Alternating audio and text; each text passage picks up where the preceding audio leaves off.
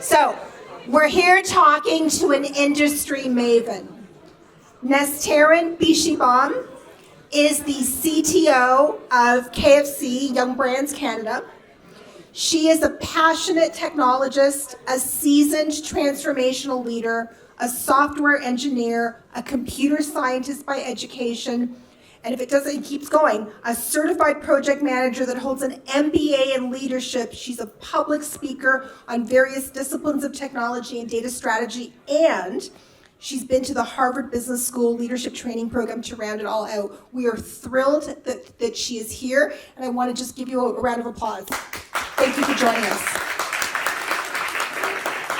So, holy shit, you're impressive. Why don't you tell us a little bit about your journey? How did you get here? Why engineering? I grew up thinking I'm gonna become a brain surgeon. But first, let me say hello to everyone. Beautiful faces. I see many of you on a big billboards as your startups and your companies are going to grow. So remember these days and your network, because at the end of the day, this is exactly what will last. Companies will come and go, projects will come and go, but the networks and people that you make their life different will stay. So take a moment of these sessions that you are spending time together. About myself. Yeah. Grew up until the age of 18 thinking I'm gonna become a brain surgeon, coming from a series of the family members, all in the medical and in the healthcare profession. Studying and getting my high school diploma in Iran, Tehran. And at the time there was an entry exam for getting into the med school. At the age of 18, I failed that exam. Being number 3 in the province that we were studying, and being the one that everyone started to call me a doctor when I was 3, 4, 5. Some of you with the Eastern background are familiar with this concept of being called doctor or engineer from the very early in the age. Nevertheless, I failed that exam. Between the time that I failed that exam and the next year that I was supposed to take that exam again, I went and took the exam for engineering school. I got in with a very good grade. I got accepted. Thought, okay, I'll go study for a few months. And when it is time to go and learn about being a brain surgeon, I'll go back and get through that. Little I knew, this is the destiny. Computers are to be the brain. And since then, never looked back and enjoying every moment of it. Amazing. 30 years ago. So tell me, so you had that failure, which obviously shook your psyche. How did you pivot into engineering? I was too young to think of something as a failure, and the life was too open to accept anything as a failure. And besides, I thought that I'm gonna retake that exam anyway, and I'm gonna for sure pass through and become a brain surgeon. But being open and learning from those failures, which has repeated. The failure only ends when we are dead. And so how did you get from that to where you are now? Kind of walk us through some of your career milestones and where you went and what that journey of being a female engineer 20 years ago? 30 years ago. I'll add to that list. Being a female engineer, having a dark hair, having an accent, and sitting at many tables that in no way and shape I could fit. But I have a very sounding and grounding principle in life. Turn any liability to an asset. If you think hard and you work hard towards this turn, any liability in life can turn to an asset. We just need to look at it differently. And that's how I was able to actually turn those liability to the fact that, hey, people around the table, I have a different angle, and it means this, and it can actually augment what you are doing. And since then, the rest is actually the remaining journey. So you took a traditional path. You sort of started at BlackBerry. You moved into different. Like, tell us about what that was like. So, you finish your degree. You're an engineer. You get the ring. You're ready to launch. What happened next? You have missed a few steps in between. Immigrate, get married, Sure. get married and then immigrate, have your first kid, second kid, your first master's, second master's. But at the end of the day, it is a unique path for everyone. They say there is a path for a success that is truly, truly unique for every single person. I cannot see two paths that are similar and taking to the same. So I will encourage everyone to, yes, see those paths, but never try to actually exactly put your feet there, because then you will miss your own footprint. And the next person that needs to learn from you is missing you as well. So look, you were a trailblazer, clearly, big career, plus a family, like it's incredible. Like I look at you and I sort of look like I revere it, all of that. What I also think is interesting is in your 30-year journey, you've seen a tremendous change and shift in technology. So let's talk about that, right? Like from the hard coding, big servers in the back room, I used to work on BlackBerry too, to, I don't know, no-code solutions now. BlackBerry was actually a very modern one. I have coded on a punch card. Yeah, right. An assembly punch card. I still have many of them. And hello. And I have actually started to create a wall of journey. So punch cards, the floppy disk, different sizes. Remember that, yeah. And those that we had to actually make sure they are not sitting beside any of the magnet or something, because we would have lost all of our data. When I now talk to my data engineers and say how we protected our data, they just look at me and say, how old are you? And that's the beauty of our industry. The technology is on a trajectory of a growth that no other industry is. It is a beautiful time to be techie. To be tech. So, I met you through a connection I have. I was hosting the CMO forum for Strategy Magazine, and Catherine, your counterpart in marketing, was a co-host. And she was walking us through, at the time, the KFC journey. So KFC, Kentucky Fried Chicken, formerly known as, one of the largest QSRs, quick service restaurants in the world. And really, they have changed everything about how they go to market. Now, you have had this incredible career, and now you're at KFC. So why KFC? And tell me a little bit about what that journey is like and some of the things that you guys are doing there. First of all, and this is a very honest answer, I love that chicken. It's a very delicious food. I wanted to be part of it.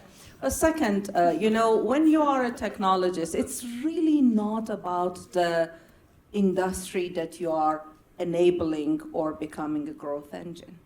It's about being an enabler and a growth engine. And when you actually have this click, then you can apply this in any industry. You can be in banking, you can be in making a cell phone, you can be in e-commerce, you can be in an agency, you can be in a QSR. It doesn't matter, the principles are the same. So big, meaty problem. That's what took me to KFC. Yeah, because, they certainly wouldn't have been at the pinnacle of technology, so you were there during the transformation journey. Tell us a little bit about that. What was that like? And maybe even share some, I don't know if you can share some projects, or the things that you're the most proud of that you've been able to do while you've been there. Absolutely. First of all was build up of the team. That's the most exciting part for me, because I truly believe with the right technologists comes the right technology. If we figure that part well, if we can find the right partner, right colleague, right employee, that's when the magic happens. So that was the most exciting part for me. But for getting all of those, you need budget. And believe it or not, with all the money of this, multi-billion-dollar company, there was no budget for creating such thing. So going back and spending a lot of time over the bucket of a chicken and a gravy with our franchisee to sell them the concept of you do need to invest, otherwise you will be obsolete. So disclaimer, crossing to the dark side and getting an MBA was very helpful. So to all of those technologists that want to actually be able to speak dual language, please do yourself a favor and learn about the business as well. And to the point that technology becomes the business. So speaking with our franchisees and explaining if they don't invest where they are going to end, they are very smart, savvy business people. Mm-hmm. So it spoke to the core, and 6 months after, we had the investment, built the team. Since then, the journey was to standardizing 16, 17 different type of the point of sales to changing all those 60 plus different, pricing tiers. It becomes so complex so early that, you would think you're selling fried chicken. How complex can this be? Oh, believe me, I had an easier life when I was working for BlackBerry making cell phone. So it's human's nature. We love making things more complex, and then it becomes a habit, and we don't want to change it.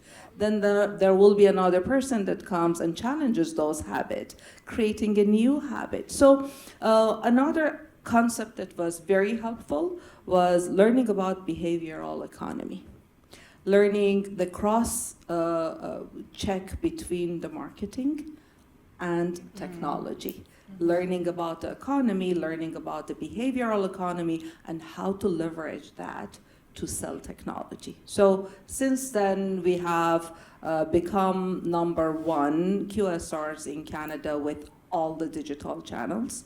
You name any way that a fried chicken can be sold, we have it. Integration with all the different partners, all the different apps, and website, and so and so. The journey is young. We are not done yet, but we are in a very stable state. Yeah, and you should be really proud because, just as a consumer, I've sort of been watching as a consumer as someone that sort of sits at the edge of marketing and technology, and I'm overwhelmed by how quickly you guys moved. So how did you do that? You had to sell into the franchisees, absolutely. You had leadership that believed in you, but you actually moved fast. You went through a lot. What was that like? A lot of talking. A lot of talking. And at the same time paving the road for the team that we're building, to shield them from all of those conversations. What is my ROI? How are we continuing? And letting the techie to do their job and providing the result at the end. We're not done. We are far from being perfect. Still a lot to be done, but we are in a much, much better shape since we started. And we have the foundations now. So a very fast, rapid move to the point of almost breaking the back. Right. But now, this year is a year of sustainability and year of stability. So this year, I will not have any large, big, meaty projects, but I will have all those backlogs, technical debt, to be paid with a minimum interest. Is that what keeps you up at night? Nothing keeps me up at night. Okay, let me reframe. So tell me, you're in the middle of this journey, right? You have the blueprint, you know what you're doing, now you're sort of pausing, you're giving your team a breathing room, you're doing the stability, you're getting the backlog done. What's next? So it's interesting because we saw at the very beginning, Sora, and we've got the AI, Gemini, and we've got all of these there's a bunch of people here, they want to meet you because they've got tech for you, they've got ideas for you. How do you figure out what's next and how do you prioritize? The beauty of it is we are surrounded by very creative people. I cannot claim that I have that creativity bone in me. So what is helping us to meet that is a collaboration between multifunctions. No fantastic marketer can alone save a company. No fantastic technologist can save alone the company. And this is the part that we are landing on, being really joint in a collaboration and making sure that we see each other in each other's shoes. So as I am working with my digital marketing team, what is it exactly that you want? And I can help your life to be easier. And as I'm working with my CFO, what is it that he wants to have the life easier? And trying truly to achieve that. And demanding the same from them as well. So this is from the CTO perspective, what I need from you. I think this is the secret sauce. I cannot reveal the 11 herbs that we use, but I can certainly share this secret with you. So, you're a trailblazer, being probably the only female in the room, the first female in the room. And now your position's shifted, and I speak as someone that I'm in a similar position. I'm the oldest person in the room typically. I come in, I'm clearly the oldest person in the room. And that changes the conversation a little bit. You've had massive career longevity. What's the secret? Never growing up. Truly. Always having that kid in you. Never growing up. Yeah, indeed. And quite frankly, learning about all the different generations and having very good teachers as my teenage daughters to learn what is hip now. How do you guys talk? What hashtags are you using? Mom, hashtag is so old, don't say it anymore. We don't talk about hashtag anymore. But kidding aside, really spending time with all the different diverse group of the people. I'm genuinely interested in the youngsters and learning from them because the way that they are seeing the world, oh God knows, I personally never was this wise as this generation is when I was at your age. This is just incredibly super impressive. It gives me the times that, all of a sudden breath turns to dust when I think about what you guys are doing. It's just amazing how you see, how you care about planet, how you care about humanity, and how you are applying it in your work and demanding of us who might not have been seeing it from your lens. And I think that's a super interesting observation, right? Because it used to be about the making of it and kind of what went into the widgets, and now it's a lot more, and that changes the perspective.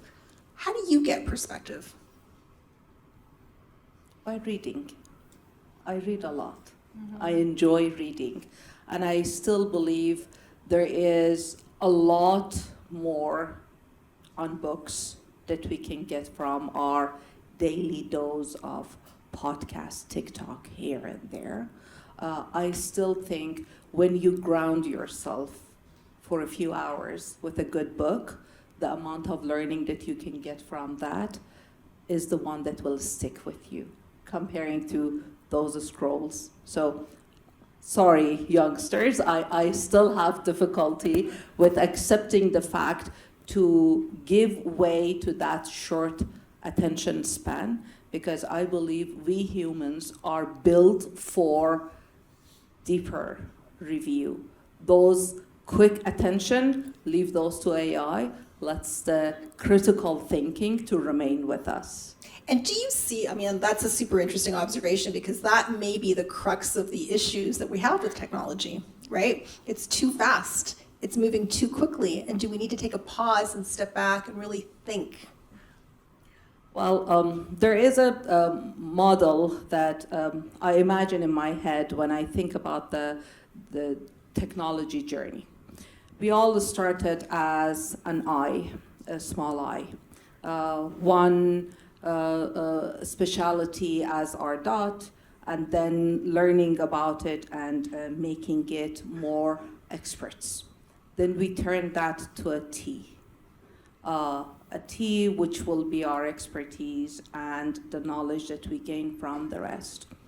I see the speed of the technology turning all of us to an H, and we will be a very successful H if we learn how to hold each other's hand and actually root for each other's and help each other with making the next thing. So I see the only way technology can be successful and we can actually keep up with it is through these, learning and exchanging the ideas. So a couple of rapid questions. So let's start with best advice you've ever received. Take care of yourself. Truly, take care of yourself first. You guys have the gift of youth. You don't know what currency you are using it. Take care of yourself, your health, your mental health, your physical health. You hear this a lot, but it doesn't stick. Try to think about it twice before burning it. Super, super interesting. Best startup you've seen. What wows you?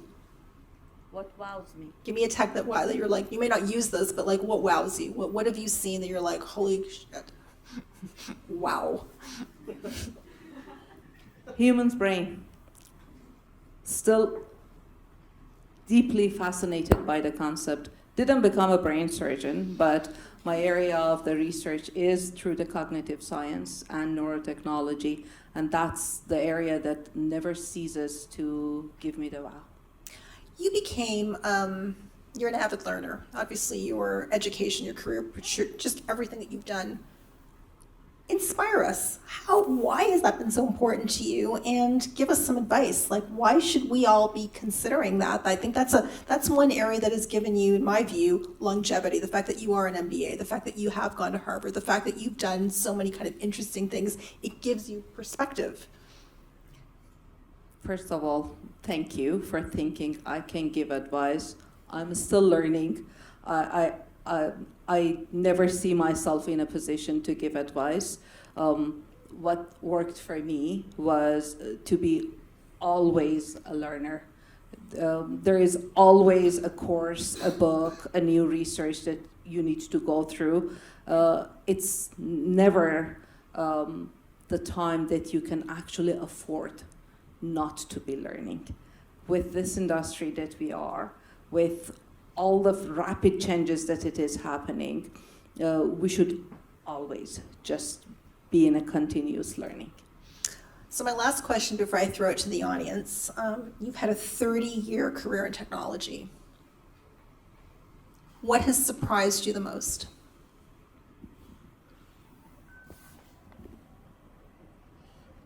Can't recall of becoming surprised. Nothing actually surprises me at the moment with what technology is able to do. I think earlier in my time, when I saw the first real hologram, I was very surprised. But now I can really not think about anything, to the point that naively anything anyone says, I say, yeah, it's possible, because it is truly possible. There is nothing impossible nowadays. Amazing. Questions? Who has a question? Yeah. It's really inspirational to hear you speak, and one of the things that stood out was your approach to leadership when you talked about protecting your team and letting them do their jobs. Over that 30-year career, are there leadership lessons in terms of mistakes to avoid or leadership strategies to avoid that we should be aware of? I have brought this in a few of the speaking engagement, that I think a person that is privileged to lead someone else, because truly it is a privilege, it's not a right, it's a responsibility and a privilege. And whoever is on that situation will do well if they are a chess player.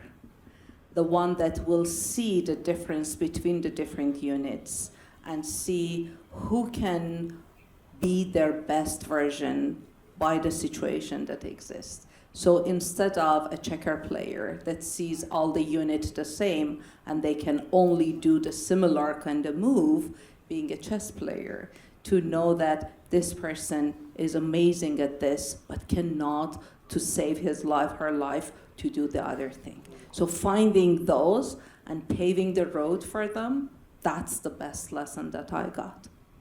Incredible. One more question? Sure. Thank you. You got a room for a lot of marketing people, and a lot of marketing is becoming much more reliant and based on the technology.